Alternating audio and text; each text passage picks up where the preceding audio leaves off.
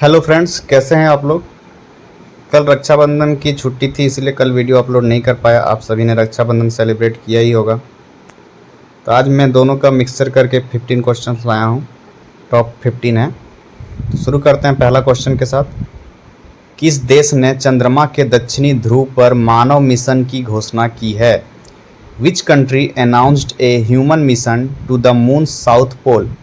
Option A है चीन, option B Bharat, option C है अमेरिका एंड ऑप्शन डी है जापान। तो चंद्रमा के दक्षिणी ध्रुव पर मानव मिशन की घोषणा अमेरिका ने किया है। नासा का आर्टेमिस मिशन चंद्रमा पर मानव भेजेगा। यह मिशन दक्षिणी ध्रुव पर उतरने वाला पहला होगा। इसमें महिला और अश्वेत अंतरिक्ष यात्री शामिल हैं। 2026 तक लैंडिंग का लक्ष्य है। अगला क्वेश्चन है हमारा, हरित रोजगार योजना किस राज्य ने शुरू की है? Which state launch the green employment scheme? Option A है Kerala, option B Sikkim, option C है उत्तराखंड एंड ऑप्शन डी है हिमाचल प्रदेश। हरित रोजगार योजना ग्रीन एम्प्लॉयमेंट स्कीम किस राज्य ने शुरू की है? हिमाचल प्रदेश ने। यह योजना युवाओं को पर्यावरणीय रोजगार देती है। वृक्षारोपण, जल संरक्षण जैसे कामों में नियुक्ति होती है। राज्य में हरित अर्थव्यवस्था को बढ़ावा मिलेगा। यह योजना 2025 में शुरू की गई है। अगला क्वेश्चन, वर्ल्ड वाटर वीक 2025 का आयोजन किस शहर में हुआ? Where was world water week 2025 held? Option A है new york, option B Stockholm, option C Geneva and option D है Paris. World water week 2025 Stockholm में आयोजित किया गया। यह सीवी द्वारा आयोजित वार्षिक सम्मेलन है। इसका थीम था वाटर फॉर पीस। थीम पूछेगा तो याद रखिएगा वाटर फॉर पीस। कितने देशों ने भाग लिया है?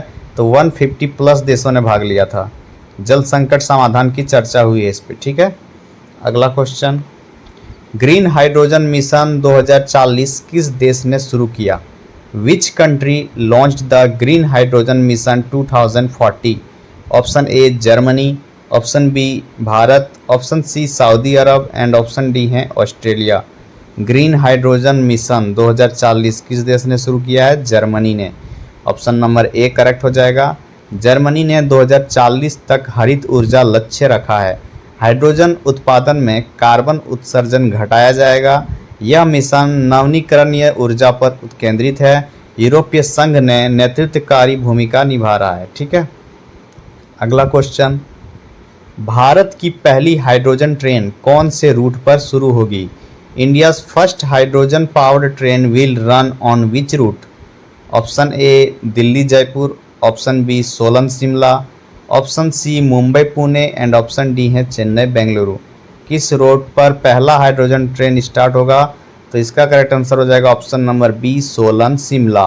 भारत की पहली हाइड्रोजन ट्रेन हिमाचल में चलेगी। यह पर्यावरण अनुकूल पर्यटन को बढ़ावा देगी। ट्रेन हाइड्रोजन फ्यूल सेल से चलेगी।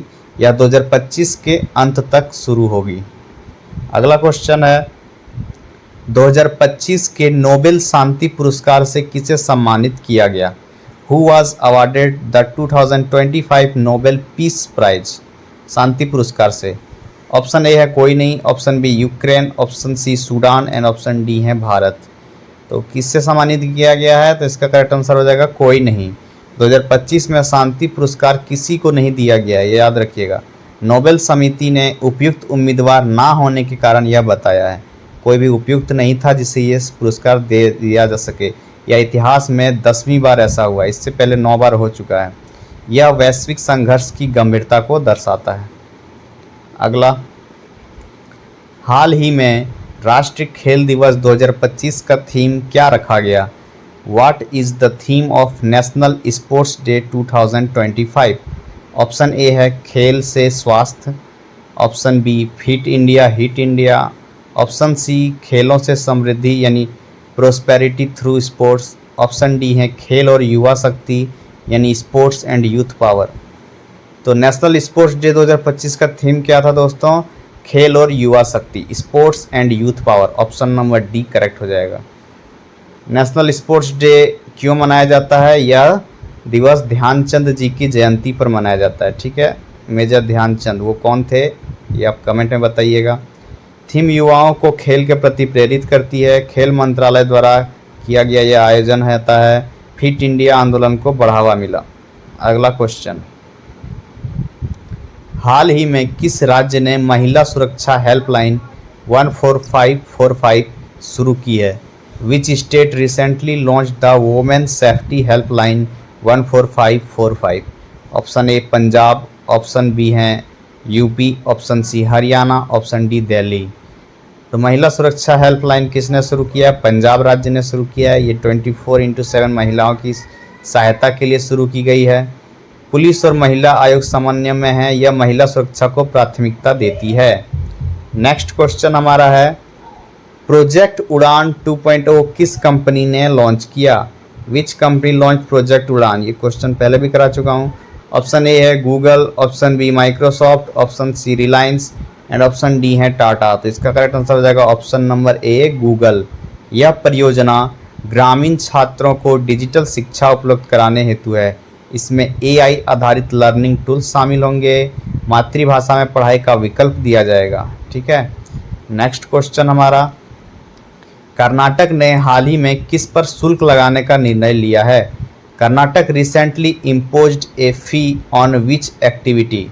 ऑप्शन ए वृक्ष कटाई यानी ट्री कटिंग, ऑप्शन बी नदियों का दोहन यानी रिवर यूजेज, ऑप्शन सी भूजल निकासी ग्राउंड वाटर एक्सट्रैक्शन, या ऑप्शन डी सौर ऊर्जा उत्पादन सोलर एनर्जी जनरेशन। तो किस पर शुल्क लगा रहा है, मतलब कल कर लगेगा, अब टैक्स लगेगा किस पर? तो ऑप्शन नंबर सी हो जाएगा भूजल निकासी, ग्राउंड वाटर एक्सट्रैक्शन पे लगेगा टैक्स। भूजल भारत में कुल जल आपूर्ति का लगभग 62% हिस्सा है। कर्नाटका ग्राउंड वाटर अथॉरिटी इसका नियमन करती है। यह शुल्क उद्योगों व आवासीय परियोजना पर लागू होगा। सेंट्रल ग्राउंड वाटर बोर्ड यानी CGWB भारत में भूजल संसाधन का प्रबंधन करता है। अगला question, Asia rugby under championship का शुभांकर किसने जारी किया? Who unveiled the mascot of the Asia rugby under championships? Option A Nitish Kumar, option B Anurag Thakur, option C Manohar Lal Khattar and option D है प्रमोद सावंत। इसका आंसर हो जाएगा नीतीश कुमार जी। यह चैंपियनशिप पटना बिहार में आयोजित की जा रही है। रग्बी 7 से प्रत्येक टीम में 7 खिलाड़ी होते हैं। मैच 14 मिनट का होता है, याद रखिएगा। मैच कितने मिनट का? 14 मिनट का होता है। खिलाड़ी कितने होते हैं? 7 होते हैं। इसका मुख्यालय कहाँ है एशिया रग्बी का? तो इसका मुख्यालय है, हेडक्वार्टर है दुबई में। भारत में रग्बी का संचालन रग्बी इंडिया SRFI द्वारा किया जाता है। अगला क्वेश्चन है, भारत ने हाल ही में स्पेन से कौन से विमान की अंतिम खेप प्राप्त की? India recently received the final batch of which aircraft from Spain? Option A Boeing C-130, option B Airbus C-295, option C Sukhoi 30 MKI या ऑप्शन डी राफेल बी। तो स्पेन से किया गया है एयरबस C-295, याद रखिएगा। C-295 एक tactical military transport aircraft है जिसकी क्षमता कितनी है? 9 टन है। भारत ने कुल 56 C-295 एयरक्राफ्ट्स खरीदे हैं। 56 टोटल खरीद चुका है। 16 स्पेन में जो बना है और 40 भारत में बनेंगे। ठीक है।